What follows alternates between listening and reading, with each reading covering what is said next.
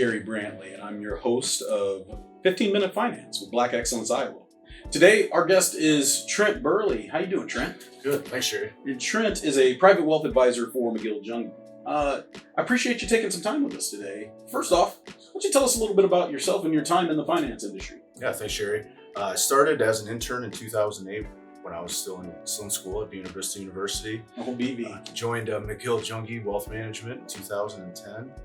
Since then, I've had a wide variety of roles on the team. Started off building out financial plans.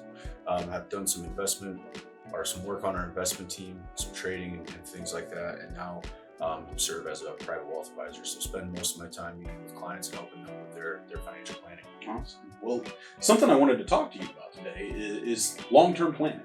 I know that's something that you are good at and that you do with your clients. And our goal here is to help educate our viewers and teach financial literacy. So when I think about long-term planning, there's a lot of misconceptions that come into it. I know you've met with a lot of clients. Can you talk to me about some of the misconceptions we have when we think about our long-term planning? I think one of the biggest misconceptions is that first part of that question, the long-term side of it. I think if we knew how long we were going to live, it'd be pretty easy to figure out how much money we need to save and how much money we could spend in retirement. But we don't know.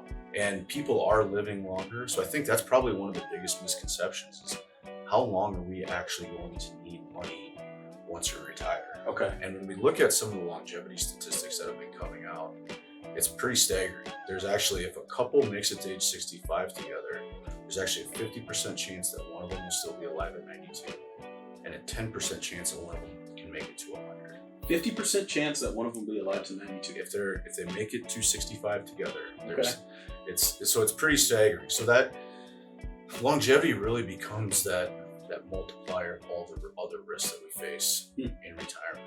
All right. So when I come in, if I wanted to talk to you about a plan, what am I planning out to then?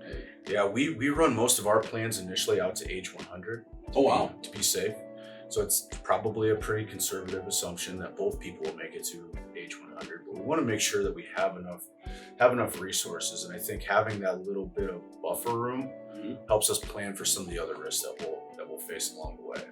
So talk to me, if I'm planning out till age 100, how do you go about making sure I'm on target for what I want to do?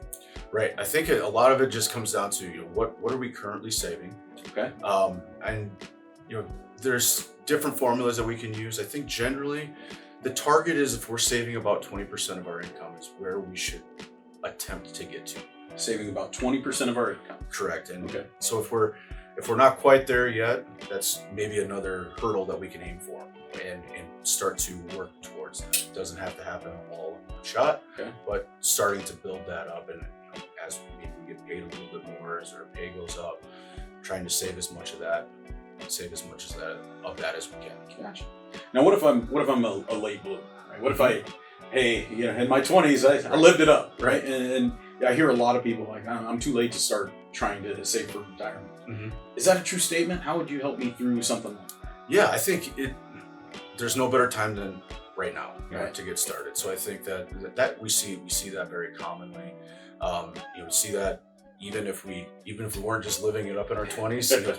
Some occupations take longer to get through school. Absolutely. So whether it be attorneys, physicians, things like that do require quite a bit more schooling, they'd be in the same position where we're starting later.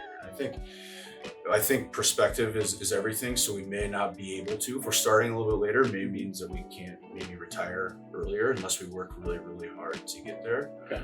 So I think something smaller now is better than bigger later, and just starting to bite off chunks, starting to build that discipline that it takes sometimes to save, because let's be honest, saving money is not very much fun, right? It's a lot more fun to spend it. and we want to be able to find that balance too. So we don't want to just be so laser focused on saving for a future self that we miss out on some opportunities today. Yeah. But we still want to know if we are on track and what is possible. So I think one of the things that we do with clients is just check in every year, see how we are on track, see how we're sitting from our budget standpoint, see what it looks like out into the future, and if maybe we want to do move that timeline up or be able to spend a little bit more later, it's going to take a little bit more sacrifice today. Okay. And if we are on track for the future, then maybe we don't have to be as focused on saving every dollar that we have right now. We can have a little bit more fun now and just be able to find that balance. So there was something interesting in there. I think of long-term saving. I think, gosh, I got to keep putting this money away, and I can't have fun today. Mm-hmm. But you said, from what I heard you say, it sounds like, hey, maybe we do look at, well, no, there are things you want to do to live in the now, right? Is that sure? That's a part of my long-term plan? For sure. I think it's a big part of the long-term plan. I think we don't. I think if we're doing our job the right way, our biggest job is to have regret minimization. Regret minimization. And so we don't want to get to that magical age of 65 or 67 or whenever we think the typical retirement age is, and save all of our life experiences for that phase, because we don't know. We don't know what health we're going to be in. We don't know what our spouse's health is going to be in. We don't know where our kids are going to be from. They may be all over the country at that point in time, and so there's so many unknowns that we don't want to miss out on some of those things that we can do right now. Okay. But we still have to save for our future self a little bit, because we also don't want to get to age 65 and then now we can't do anything. Yeah. And now we have to have a significant step back in our lifestyle. So I think we can focus on not regretting anything when we get there, but also not regretting things when we're 85 or 90 and looking back and say, well, I didn't have the retirement that I wanted to because we didn't save. Right. So it's finding that appropriate balance. Regret minimization. I wish I knew you when I was in college. I should have talked to you then. So Trent, you talked about the trying to save 20%. And I think when people hear that, my mind can immediately go to, all right, I need to put 20% in a savings account, 20%, in a big vault so I can swim in my money like Scrooge McDuck one day. Right. But when you're saying save 20%, talk to me about vehicles. What am I using to do that? Right, great question. So I think the first step is just making sure we have an emergency fund. Okay. Just having that savings account built up. And I think for most people, 3 to 6 months is a comfortable amount to have. That's gonna make sure that we can cover things that come up with household expenses, the unforeseen things that just tend to pop up in life that, that's kind of expensive. So having those savings, it also, if we temporarily lose a job, it's going to bridge that gap to make sure that we can find the next opportunity. Okay. Beyond that, then I'd say the next step is if your workplace offers a retirement plan, so a 401k, maybe it's a 403b if you're working in more of the nonprofit sector or government sector. But typically they're offering some type of a match. So if you put in some dollars, they're going to match those up to a certain percentage. So the next, after we have the emergency fund, the next step would really be making sure we're putting enough into that 401k or 403b up to the employer match, so that we're basically getting that free money. Right. You don't want to lose out on that. Right. And that effectively kind of doubles it. So if we're putting in 4%, they're giving us 4%. Now we're saving 8%. Okay. And also one of the, kind of within that vehicle conversation with the savings account is that it does feel really good to have a lot of cash at the moment. Like that does, it feels good when we check our ATM, that feels good. One of the risks that we run long term when we talk about long term planning is that if we sit on cash, we may not earn enough to outpace inflation. Okay. So one of the things we also want to factor in is what's inflation going to look like when we get out to our future self, when we get out to age 60, 65, what's that going to be? Inflation right now is probably around 5%. So it's going to take about 15 years before our purchasing power is cut in half. So that dollar coffee is going to be $2. Right. So it's making sure we're cognizant of that. And the best way to address inflation risk is to take some market risk, take some stock market risk. So making sure that we're having enough stocks inside of our 401k plan to be able to outpace inflation. That's interesting. So that savings account, that even though I like my balance, its interest isn't going to keep up with the gold interest rate. Correct. Yeah, correct. So it's our purchasing power gets eroded. All right. So then I would say after that third layer down, then once we put in at least up to employer match, then there's a vehicle called a Roth IRA, which then that money is going to grow tax-free forever. Okay.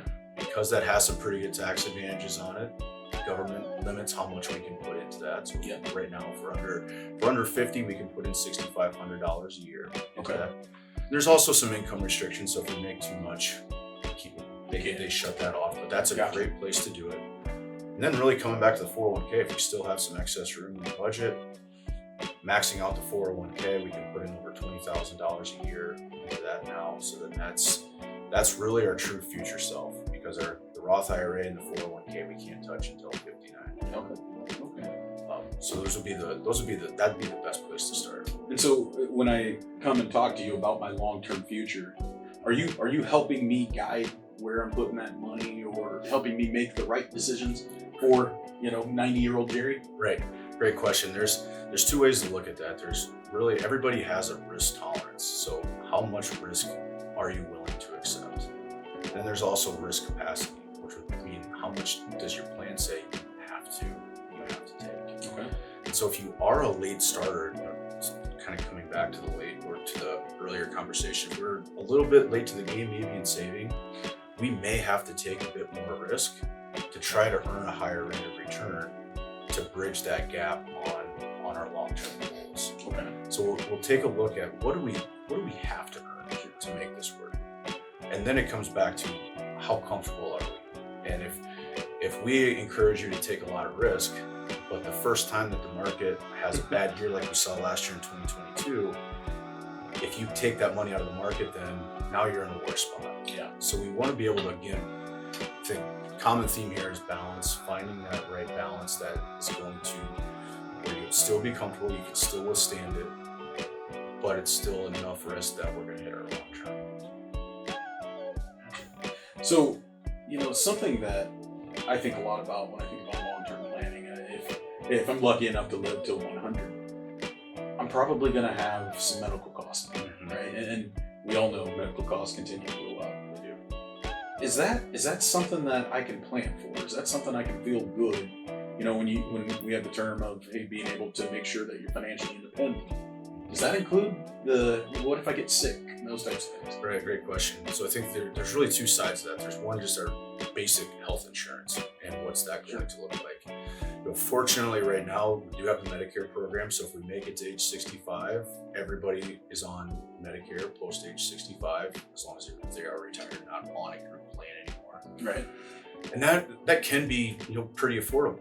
Okay. But there's still going to be some out-of-pocket expenses, so we want to factor that in. And as we're working with clients and understanding what's going on with their health situation, do we need to set aside more for out-of-pocket expenses or prescriptions that they're on, different things like that. If we're fortunate to be able to retire before age 65, it gets a little bit trickier. Yeah. Leave the group plan where it's maybe even subsidized, or at least we have easy access to it. We have to go out to the marketplace and find our own, and that can be pretty expensive. Okay. We're factoring in probably somewhere between $1,200 and $1,500 a month per person for those costs. So it's a big expense that we need to be prepared for. And if I come to you and I say, Trent, I want to retire when I'm 60. My plan looks good. It looks like I can do it.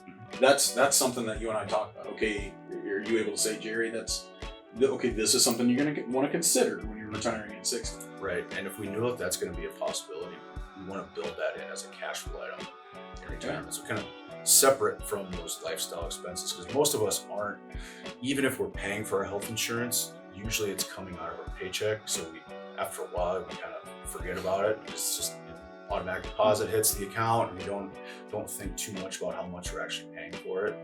When we actually have to start writing a check for that, it feels pretty expensive. Right. So we want to be able to plan for that, and also get to a point where you're not having to take haircuts on your lifestyle just to pay for that. So we want to make sure that still fits within the overall budget. Okay. I don't have any haircut. And then I think the other side of healthcare planning is really long-term care planning. Okay. About 50% of everybody over 65 is going to need some form of long-term care at some point in time. That's getting pretty expensive. It varies from home health care, assisted living, full, like what we'd consider full nursing home care, it's pretty expensive, and that's something that we want to at least stress the plan. So if we were saying, okay, you could live till 100, maybe more, even if we bring it back to the 90s, if we do have a long-term care event, we want to see how's that going to impact it. And most importantly, I think with long-term care, it's how is that going to impact the spouse? Oh, okay. So if the spouse That's doesn't interesting. need care, you need care, are they going to have enough resources to continue their lifestyle, or at least be able to continue to keep the lights on, even from a kind of an essential needs standpoint?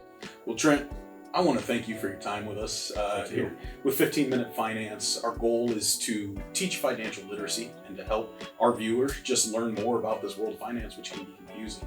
I really appreciate you talking through the long-term planning and really just the discipline of starting the plan, knowing where to put my money, knowing the different vehicles I have. I think that really helps me to think about that peace of mind, right? As I hit, hopefully 100. So Thank you so much for your time. Really appreciate it, Trent. Thank you for having me. Appreciate it. You have a good day. Thank you.